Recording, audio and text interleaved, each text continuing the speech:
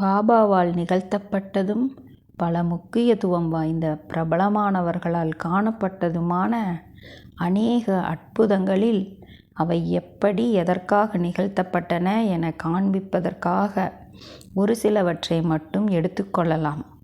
தெய்வம் அல்லது தெய்வாம்சங்களுக்கு சமமானவரே தாம் என கூறிய பாபா தாம் எந்தவிதமான அற்புதத்தையும் நிகழ்த்தவில்லை என அவ்வப்பொழுது கூறுவார்.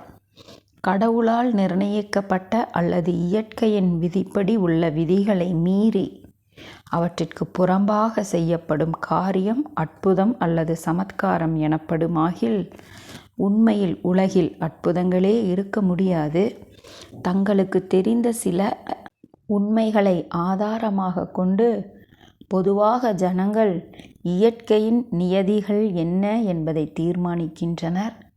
அவர்கள் அறிவு கெட்டிய இயற்கை விதிகளை மீறி ஏதாவது சம்பவம் நிகழுமானால் அதை அற்புதம் அல்லது சமத்காரம் என பறைசாற்றுகின்றனர்.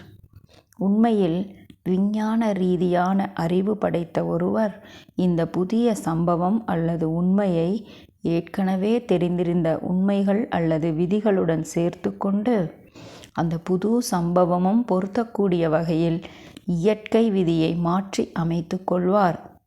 மனித சமூகம் எல்லாம் அறிந்ததாகாது. கடந்த காலத்தில் நிகழ்ந்த அற்புதங்கள் என கருதப்பட்ட எல்லா சம்பவங்களும் எதிர்காலத்திய விஞ்ஞான ரீதியான விளக்கங்களை அளிக்கும். ஆனால் பாபாவின் சமத்காரங்களுக்கு அப்பால் மக்களால் போற்றத்தக்கதான ஒரு ஒளிமிக்கதும் ஆச்சரியமானதுமான ஒரு தன்மை காணப்படுகிறது. அதுவே வையகம் பரந்த அன்பு எனும் தத்துவம் அடங்கிய சாயியது பிரேமை. இந்துக்கள், முஸ்லீம்கள், கிறிஸ்துவர்கள், பௌத்தர்கள், அதேபோல் கற்றோர், கல்வியற்றோர், ஏழைகள், பணக்காரர்கள், மதபோதகர்கள், குற்றவாளி என யாவரையும் எந்தவித பாகுபாடுமின்றி பாபா நேசித்தார். நீங்கள் ஒருவருக்கொருவர் பரஸ்பரம் அன்பு செலுத்துங்கள், நான் உங்கள் யாவரையும் நேசிக்கிறேன் என்பதே பாபா தம் பக்தர்களுக்கு விடுத்துள்ள அறிவுரை.